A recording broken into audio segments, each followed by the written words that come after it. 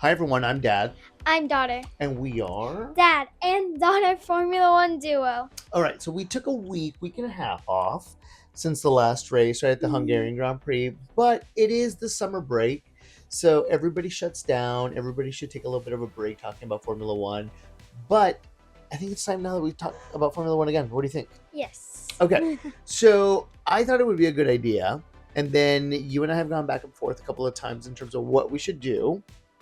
But I thought, and then finally you agreed, that let's do a midway point recap of every team. Yes. Okay, so we're going to start from the bottom of the grid, and we're going to work our way up in terms of constructor standings. How does that sound? Yes. Okay, so we are going to start first with. Alpine. Okay, so talk to us a little bit about Alpine. Who's on the team right now? It is Pierre Gasly and Franco Colapinto. Okay, who started on the team? Or Pierre Gasly Uh-huh. and Jack Doohan. And Jack Doohan. Okay, so Jack Doohan was around, do you remember, for about how many races? Like 6? Yeah, about 5-6 races, somewhere around there. And then I guess they got tired of him and they were like, nope, we're going to switch drivers and we're going to go with. Franco. Yep, so Franco, if you remember, last year was on what team? He was on You remember? Williams. He was on Williams and he did okay. Like, he didn't do great, but he actually started okay. And then towards the end of the season, he crashed a couple of times, really bad crashes, didn't end well. But there was a lot of, like, hey, he's great, he's awesome, let's put him back in on the team.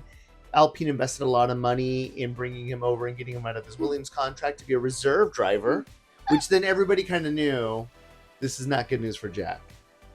And now that Franco has replaced Jack, do you know how many points Franco has? 0. He's got 0 points. So it has not turned out to be a good turn of events for Franco. But he's had a couple of races where he hasn't finished and so on and so forth. But at the end of the day, Alpine as a whole has how many points? 20. They are sitting at the bottom of the constructor standing. And since Franco has 0 points, Jack had how many points? I think he had 0 as well. He also had 0. Oh. So that means all 20 points have been scored by? Pierre Gasly. By Pierre. So Pierre, somehow or another, has kind of figured out how to drive this car that's not very good. And is going around there, so it's fine. It's being said that maybe Franco might get replaced, and that they're offering opportunities to pretty much everyone. Who's a reserve driver right now? Their reserve driver, if I'm not mistaken, I think it's Paul Aaron, I think, who's in Formula 2. But it was said that maybe, just maybe, Valtteri Bottas might go to Alpine. But apparently it's not probably going to happen. He's not looking for something short term. He wants something long term. Again, going back to the whole Cadillac discussion that we've had before. Mm-hmm. Okay, Yeah. So if we're going to grade Alpine's performance across the halfway point of the season, A+ being amazing, F being this is horrendous, how would you rate them? So, where's the middle? Like, The middle would probably be like a C. A C. A C. Okay, so not wow, this has been god awful, but it's pretty bad. Yes. Why? Because the other teammate could have done a little bit more for the races that he did finish, and I know that like some of his races have he hasn't finished because of the technical issues, but and also it's kind of like, why did they have their technical issues? When some of the, I'm not comparing them to other teams, well, I am, I guess. I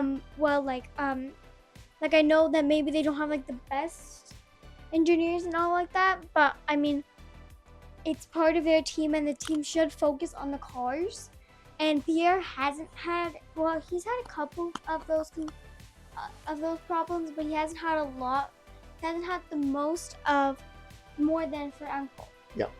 He hasn't even come close to Franco's non-finished races. That's a good point. I like that, right? So at the end of the day, Franco's had a couple of issues here and there. Pierre has also, but Pierre's still managing somehow. So I think a C is a fair assessment. So not the greatest, but Not the not best. the worst ever. Okay, perfect. So that's our 10th place position in the Constructors And Championship. it's very sad, actually. Mm-hmm. So sad. Who is sitting in ninth?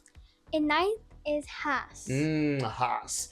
So I think high expectations for Haas at the beginning of the year. And the highest, I was thinking maybe a B tier. Oh, like a B rating maybe. Okay. Yes. So the current driver lineup for Haas is who? It is Oliver Behrman and Esteban Ocon. Okay, so Ollie Behrman, Esteban Ocon. So Esteban came from what team? Do you remember? Um, What team was he on last year? Do you remember? I actually don't remember. He was on Alpine. Oh, So he left Alpine to go to Haas because both Kevin Magnussen and Nico Hülkenberg were going to leave. So he went and replaced one of them, and Ollie Behrman got brought on and replaced the other driver. So overall, Haas has 35 points, so 15 more than Alpine. that's pretty good. They've had a couple of okay races, not the best, to be honest with you. Ocon has really been carrying the team, but again, you would kind of expect that he's had a lot more experience. There have been a couple of races where both Ollie Behrman and Esteban Ocon have kind of each other's way, and it looks more like if they're racing against each other than everybody else. But I guess it's just a part of it. I understand it because, like, of course, you want to get more points and you want to win because the more points you win, I guess, or like the more races you win or the more points you get, like the more you get into driver standings and the higher you get into everything. Yep. So it's like, well, of course, you want to fight to win a higher place. So even if it's with a teammate, you want to fight. That's true. And I think that's a fair assessment, right? Like at the end of the day, they always say the biggest competition that any of these drivers have is always with their teammate. They always want to outperform their teammate because at the end of the day, if they can do that, they're kind of they're like their team star. Yeah, exactly right. They're their team star. So they are at the end of the day their own competition, right, against each other. Because if you're lower than your teammate, there's a higher chance that you will get taken off the team.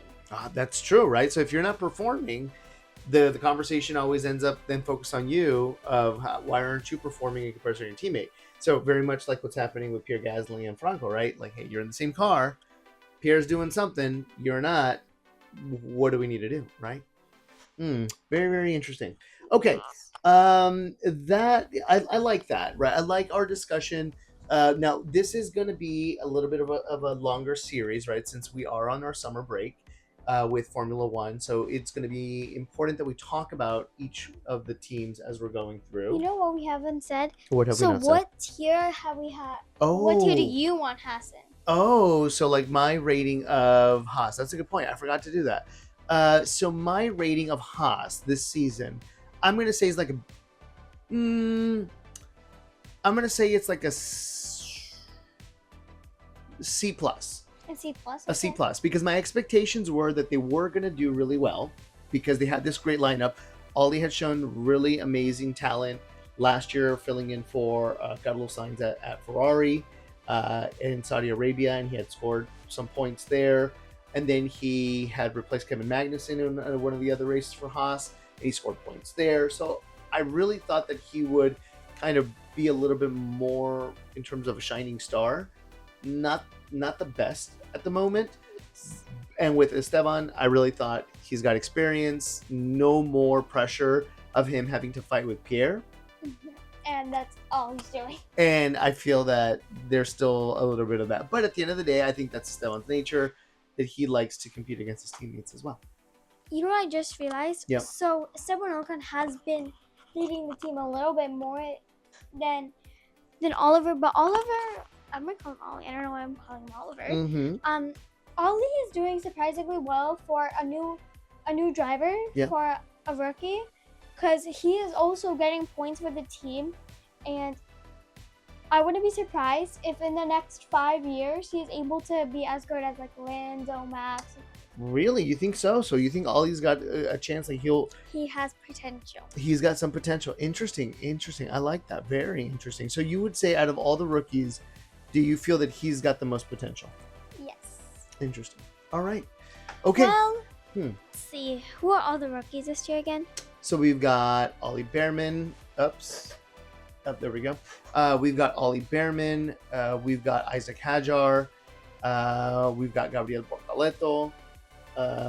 We've also got Kimi Antonelli. Oh, never mind. Kimi Antonelli. You think Kimmy's got Actually hasn't placed in a long. he actually just got, I think, 10th place, I think, at the Hungarian Grand Prix. So Oh. he was able to get finally back into the points. He had a couple races that it wasn't going very well, and we will talk about that in one of our upcoming videos. Looking at the constructor standings right now, Mm-hmm. I know that I'm skipping ahead to Mercedes, but now that we're talking about rookies, I think I just realized I think if they win like the next few races, Mm-hmm. they would be able to beat Ferrari. Yeah, so they're actually only 24 points away from Ferrari in the constructor standing. Right now, Mercedes sitting in third, Ferrari's in second. So they're pretty close. So, I mean, really, if Ferrari had one bad race where neither Charles nor Lewis scored points, and Which has been happening actually pretty frequently. yeah, right, they've been having some struggles, and we're going to talk about what happened to Charles in the Hungarian Grand Prix. But if Mercedes were actually able to win a race, that would give them 25 points. That would actually put them ahead of Ferrari at that point. Yes. Yeah. So I think that would be really good for them. Okay. So you know what, Mercedes? You better win these next few races. Interesting. All right. Well, that wraps up our discussion of the bottom two teams on the constructor standing. Next video, we are going to be talking about Racing Bulls, right? So we're going to talk about Visa RB, and we're also going to talk about Kick Sauber. So we're going to talk about 7 and 8 on the constructor standings. Yes, we are. All right. Anything that you want to say before we end for tonight? Don't forget to like, subscribe, and speed to those notifications, everybody. Bye. Bye.